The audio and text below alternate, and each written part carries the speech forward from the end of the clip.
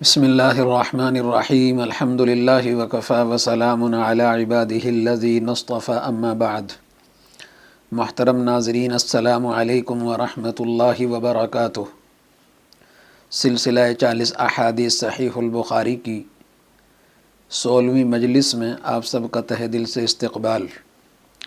آج کی مبارک حدیث: حدثنا خالد بن مخلد حدثنا سلیمان حدثنا عبد الله بن دينار عن أبي صالح عن أبي هريرة رضي الله عنه عن النبي صلى الله عليه وسلم قال: الرحم شجنة من الرحمن، فقال الله: من وصلك وصلته ومن قطعك قطعته۔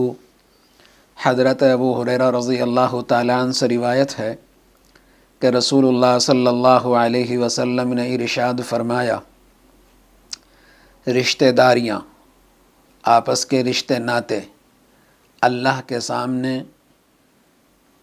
لٹکی ہوئی ڈالی کی طرح ہوتے ہیں۔ اللہ تعالیٰ اس سے فرماتا ہے، یعنی رشتہ داریوں سے، جو میرا بندہ تجھے توڑے گا، جو میرا بندہ تجھے جوڑے گا میں اسے جوڑوں گا، اور جو میرا بندہ تجھے توڑے گا میں اسے توڑوں گا۔ اس حدیث پاک میں حضور کریم علیہ السلام نے بڑی عظیم الشان، بہت ہی اہم بات ارشاد فرمائی، اور رشتہ داری کیا ہے اس کی فضیلت بھی بیان فرمائی، اور اس کی اہمیت بھی بیان فرمائی۔ اور رشتہ داریاں جڑتی ہیں تو اس کا اللہ کے پاس کیا بدلہ ہے اور اس کی کیا عظمت ہے، اور حضور کریم علیہ السلام نے رشتہ داریوں کا لحاظ اور اس کو جوڑنے کی جو فضیلت بیان فرمائی وہ اس حدیث سے ظاہر ہو رہی ہے۔ اس سے بڑی کیا بات اور ہو سکتی ہے کہ اللہ تعالیٰ کے یہاں عرش پر، عرش کے نیچے رشتہ داری، آپس کے رشتے ناتے، یہ لٹکی ہوئی ڈالی کی طرح ہوتے ہیں۔ جیسے آپ نے دیکھا ہوگا پھلدار درخت پر پھل کیسے لٹکے ہوئے ہوتے ہیں، اور ہرے بھرے درخت پر جب پھل لٹکے ہوئے ہوتے ہیں تو کتنی نظریں ان کی طرف اٹھتی ہیں اور کتنی اہمیت ان کو دی جاتی ہے۔ اللہ کے نزدیک رشتوں کی جو اہمیت ہے وہ اس حدیث سے ظاہر ہو رہی ہے، اور حضور کریم علیہ السلام نے بار بار احادیث میں، اپنی تعلیمات میں ان چیزوں پر، خاص طور سے رشتے ناتوں کو جوڑنے پر جو زور دیا ہے، اس کی مثال دوسری جگہوں پر نہیں ملتی۔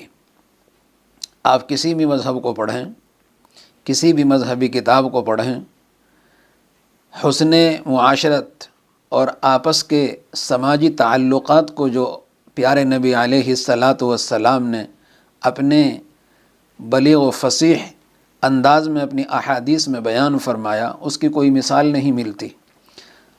کتنی بڑی بات کہ اللہ تعالیٰ خود رشتہ ناتوں کی طرف یا ان کو مخاطب کر کے ارشاد فرماتا ہے کہ من وصلک وصلتہ، جو تجھے جوڑے گا، یعنی میرا بندہ جو تیرا خیال رکھے گا میں اس کو جوڑوں گا۔ مطلب رشتہ داریوں کو جوڑنے والا سماج میں عزت پاتا ہے، اس کی اہمیت بیان کی جاتی ہے، اور اس کو سر آنکھوں پر بٹھایا جاتا ہے، ہر انسان اس کی تعریف کرتا ہے۔ ایک بھائی توڑنے کی کوشش کرتا ہے تو وہ اس سے جوڑتا ہے، ایک بہن توڑنے کی کوشش کرتی ہے، دوسری بہن جوڑنے کی کوشش کرتی ہے، تو جوڑنے والا اونچا ہوتا ہے اور توڑنے والا نیچا ہوتا ہے۔ یہ بات طے ہے کہ اچھائی کرنے والا دلوں کے اندر جگہ پکڑتا ہے اور برائی کرنے والا دلوں سے اتر جاتا ہے۔ آگے ارشاد فرمایا وَمَنْ قَطَعَكِ قَطَعْتُهُ، جو تجھے توڑے گا میں اسے توڑوں گا۔ اس حدیث میں یہ بات بیان فرمائی صراحتاً کہ ہم سب کو اپنے گھر سے شروع کر کے اپنے محلے پڑوس، اپنے اعزہ اقارب اور قریب کے رشتے، دور کے رشتے، ان کو جوڑنے کے لیے مختلف طریقے اپنائیں، اور اس میں سب سے جو بڑا رول ہوتا ہے وہ زبان کا ہوتا ہے کہ انسان زبان پر کنٹرول رکھے اور اپنے دل کو غلط جذبات سے پاک رکھے۔ کسی بہن کی طرف سے کوئی بات پہنچی تو فوراً اس کا رد عمل نہ ہو، بلکہ اس کو نظر انداز کر دیا جائے۔ اگر تحقیق حال کرنی ہے تو کر کے پھر اس کو رفع دفع کر دیا جائے۔ یہ عمل ہماری زندگی میں رشتوں کو مضبوط کرتا ہے۔ رشتے اس وقت توڑتے ہیں جب غلط فہمیاں ہوتی ہیں یا ایک بات سے دو باتیں بن کر پہنچتی ہیں، پھر ان کی تحقیق نہیں کی جاتی، تو اس سے رشتوں میں دراڑ ہی نہیں بلکہ توڑ پیدا ہو جاتے ہیں، اور پھر اس کا نتیجہ یہ نکلتا ہے کہ اس کے اثرات بچوں تک پہنچ جاتے ہیں، اور آگے ایک پیڑھی، دو پیڑھی، تین پیڑھی، اور آخر تک اس کے اثرات پہنچنے شروع ہو جاتے ہیں۔ اللہ تعالی ہم سب کو اس حدیث پاک پر عمل کی توفیق عطا فرمائے۔